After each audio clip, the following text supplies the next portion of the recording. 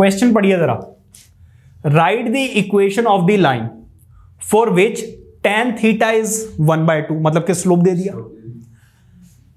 Where theta is the inclination of the line. अब वो कह रहे हैं y इंटरसेप्ट आपको गिवन है और x इंटरसेप्ट गिवन है, दोनों ही केसेस में आपको इक्वेशन ऑफ लाइन निकालनी है। ठीक है, तो ये रही जी हमारी फर्स्ट और ये रही हमारी सेकंड केस। फर्स्ट केस में अगर आप देखें तो आपको एक तो दे दिया है slope which is m, which is tan theta and that is 1/2, और आपको क्या दे दिया है y इंटरसेप्ट, y इंटरसेप्ट किसके इक्वल होता है भाई, c के इक्वल, एंड दैट इज -3/2। अब अगर आप देखें तो y इंटरसेप्ट फॉर्म क्या होती है, y इंटरसेप्ट फॉर्म ऐसे लिख कर करना होगा। ठीक है, y इंटरसेप्ट फॉर्म क्या होती है भाई, mx plus c। Most important बताया है, y हमें नहीं पता लेकिन हमें स्लोप पता है, कितना 1/2। x की वैल्यू हमें नहीं पता लेकिन हमें d की वैल्यू पता है, कितनी -3/2। अब आप क्या करोगे, इसको ऐसे नहीं छोड़ना है, आपको इक्वेशन ऑफ लाइन बनानी है प्रॉपरली। देखो एलसीएम लोगे तो कितना आ जाएगा 2 को इधर मल्टीप्लाई कर दो तो क्या आ जाएगा 2y। ठीक है, यहां पे क्या बचा x -3, देखो एलसीएम लोगे तो 2 आ गया ना, इधर जाकर मल्टीप्लाई कर दो 2y, यहां पे क्या बचा x -3। अब इसको उधर लेकर जाओ तो क्या आ जाएगा भाई, यहां बचा 0, यहां पे x ये प्लस में है, उधर जाकर क्या हो जाएगा माइनस, और उधर -3 तो ऑलरेडी था ही। अब 0 इधर लिखो या उधर लिखो कोई फर्क नहीं पड़ता है, तो इसका मतलब x -2y -3 is equal to 0 is the equation of line where slope is 1/2 and y intercept is -3/2। अब आ जाइए सेकेंड पार्ट पर। यहां पर आपको क्या क्या दे दिया, एक तो दे दिया जी स्लोप, स्लोप फिर से वही सेम है, कितना, दोनों के लिए स्लोप सेम है। अब x इंटरसेप्ट आपको कितना दे दिया है, x इंटरसेप्ट की अगर मैं बात करूं तो बेसिकली आपको d दे दिया है, कितना 4। अगर मैं यहां पर आपसे पूछूं कि भाई x इंटरसेप्ट फॉर्म क्या होती है, x इंटरसेप्ट फॉर्म क्या होती है, देखो इस तरीके से प्रॉपरली लिख के करोगे ना तो टीचर पे इंप्रेशन पड़ता है, हाँ बच्चे को पता है। ठीक है, अब जरा देखिए यहां पे क्या आ जाएगा, y is equal to m x minus d।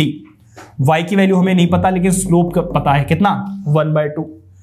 x as it is, d की वैल्यू कितनी दी हुई है भाई 4।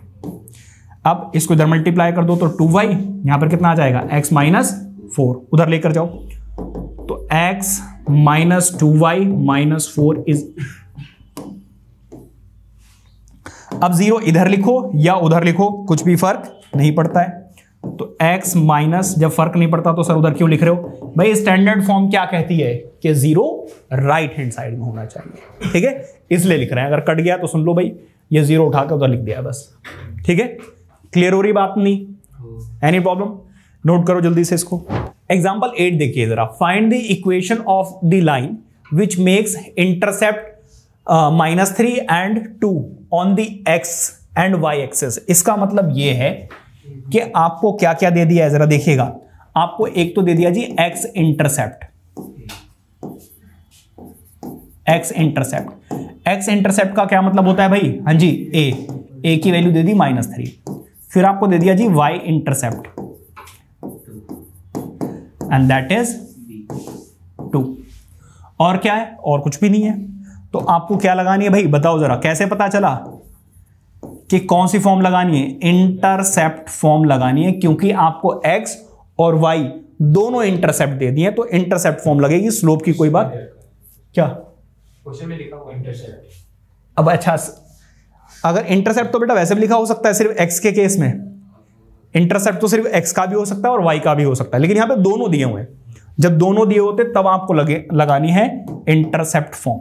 इंटरसेप्ट फॉर्म अभी मैंने आपको बताई थी, x over a plus y over b is equal to 1। क्या बात समझ में आ रही है, x की value as it is, a की वैल्यू कितनी है भाई -3, y as it is, b की वैल्यू कितनी है 2 इज इक्वल टू 1। एलसीएम ले लो तो -2x प्लस 3y अपॉन में क्या आ जाएगा 6।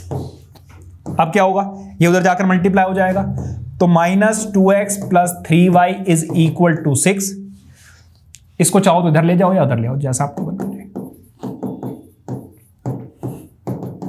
ये आपकी आ गई क्या, equation of line. Any problem? तो इस तरीके से अगर आपको इंटरसेप्ट दिए हुए हैं और अगर आपसे इक्वेशन ऑफ लाइन पूछेंगे तो आप ये वाली फॉर्म लगाओगे, वैल्यू पुट करोगे, आपका आंसर आ जाएगा। इजी है, कोई प्रॉब्लम? जल्दी से नोट कीजिए। इसी के साथ आपका ये इंट्रोडक्शन भी खत्म होता है।